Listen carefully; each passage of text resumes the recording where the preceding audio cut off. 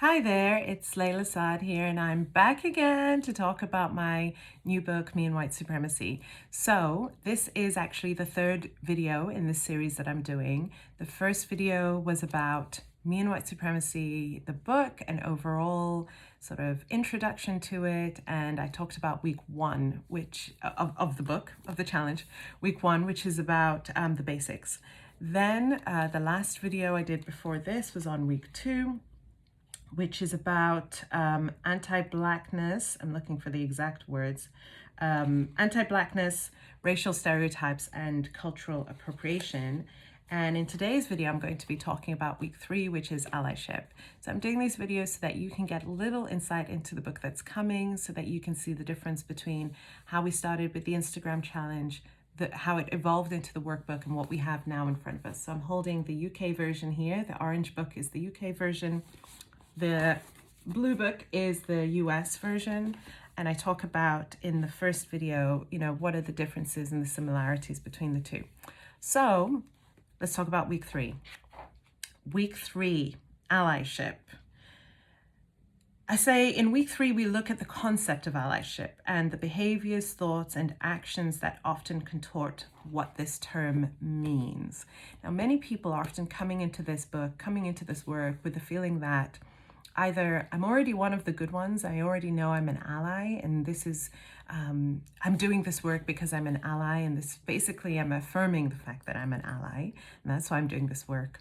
Or I want to know how to be an ally. I've heard the term ally. I want to be a part of, positive change. I don't want to live in a world that's racist. I don't want to be racist or practice racism, and I want to be on the right side of history. And so this week in particular, we're really unpacking this term ally and allyship and what it looks like and what it doesn't look like, and what it sometimes looks like, can look like, but really isn't.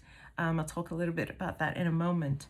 But first, before I do that, I want to give a definition of allyship that really resonates with me, that I've included in the book. It's from the definitions from a site called PeerNet BC. This site defines allyship as an active, consistent, and challenging practice of unlearning and reevaluating in which a person of privilege seeks to work in solidarity with a marginalized group. Allyship is not an identity. It is a lifelong process of building relationships based on trust, consistency, and accountability with marginalized individuals and/or groups. Allyship is not self-defined. Our work and our efforts must be recognized by the people we seek to ally ourselves with. So the first misconception that this definition is basically helping us to understand is you cannot call yourself an ally. You can be called an ally by the people towards whom you're practicing allyship, but you cannot self-define as an ally, because who are you to be able to prove that what you're doing is actually allyship? So that's why it says it's not an identity and you cannot self-define. And that it's not a badge. It's not something that you wear that says, I'm one of the good ones. I'm on the right side of history. I'm here to be a good ancestor. I am good. Believe me that I'm good. But rather it's this lifelong process of building relationships based on trust, consistency, and accountability. So towards that effort, what I am laying out in this week is what are the things that get in the way of you being able to show up in that way, and what are the things that people sometimes practice that they think is allyship but actually isn't.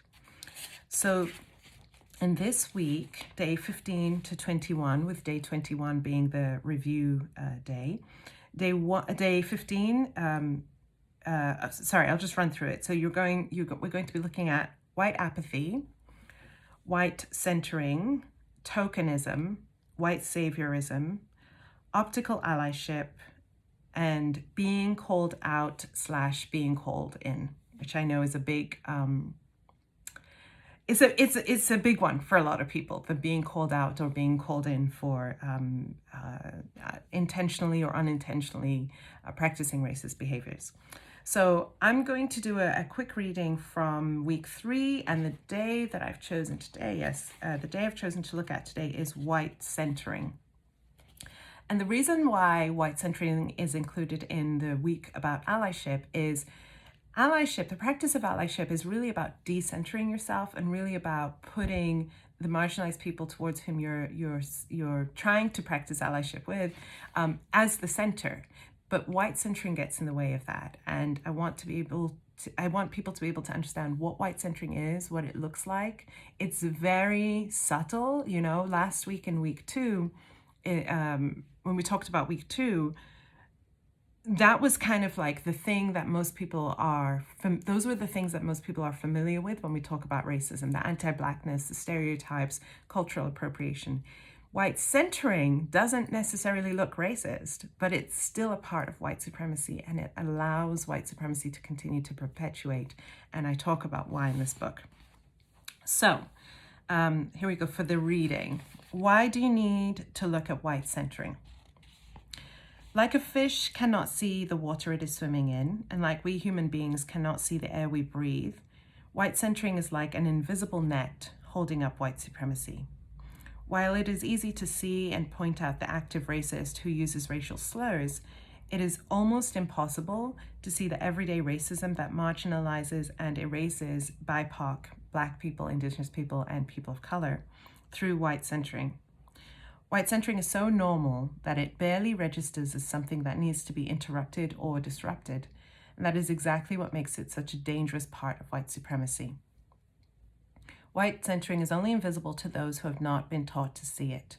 The question is, when you see it, will you choose to intentionally disrupt it, or will you turn toward the warm comfort of white apathy, which is what we talk about in the first day of this week. Disrupting white centering begins with disrupting how white centering happens in your own mind and in your own behaviors. As you consider today's topic, ask yourself, do you give more credence, respect, worth, and energy to people with white privilege and white-centered narratives over BIPOC and BIPOC-centered narratives? Do you question, dismiss, or feel ambivalence toward BIPOC when they interrupt your white-centered worldview? Do you make an intentional effort to interrupt white centering when you see it, such as by demanding more representation of BIPOC? During your anti-racism work, do you focus more on how you feel over what racism feels like for BIPOC? When you learn what white centering is, you can learn how to decenter whiteness and thereby interrupt white supremacy. White supremacy makes people with white privilege fear their whiteness being decentered, because they have been taught to believe that if they are not centered, then they are being marginalized and oppressed. But decentering whiteness does not mean becoming inferior to BIPOC. This idea simply feeds into the hierarchical paradigm that drives white supremacy, that one race must be above the others. Decentering whiteness means learning to stop upholding whiteness as the norm, and instead learning to live and operate in a more inclusive way. White supremacy does not want equality. It wants dominance. And that is why it is so hard and so important to decenter whiteness, because in the decentering, BIPOC are given space to be treated as equals. When whiteness is decentered, white supremacy loses its power. Okay, so that is week 3 on allyship. I'm so excited for you all to get this book into your hands, to begin doing the work. Please support this work by pre-ordering the book. You can do so at meandwhitesupremacybook.com. The link is in my bio. This book is really a tool. It's something for you to either begin the work of anti-racism or to continue. And for those who've been there since day one, so who've done the Instagram challenge and were really impacted by this work, you, I know, will understand what I'm saying here when I say this is a work you come back to again and again and again. And each time you read it and each time you use the reflective journaling prompts, it takes you deeper and deeper and deeper into that understanding, because white supremacy is this huge thing that so many people understand is a problem, but so many people feel disempowered to be able to it kind of feels like trying to throw a pebble at a big wall, right? But that's because the understanding of white supremacy is that it's something outside of you, that it's something that you see it, you understand what it is, but you don't understand how you are that wall as well. You are in the wall. I hope you're with me with the metaphors. So in doing this work, you're not throwing a pebble against a wall trying to knock it down. What you're actually doing is you as part of the wall are helping to crumble it from within, structurally, both in here, and then out in your external environment as well, whether you're bringing it into your family, your book clubs, you know, your workspaces, schools, wherever you're bringing it into, you're helping to destabilize that structure. So I'm just so excited for this book to be out in the world. Thank you so much for supporting it, and thank you for supporting with pre-orders. I really, really appreciate it. All right, see you in the last video that I'm going to be doing, which is for week 4.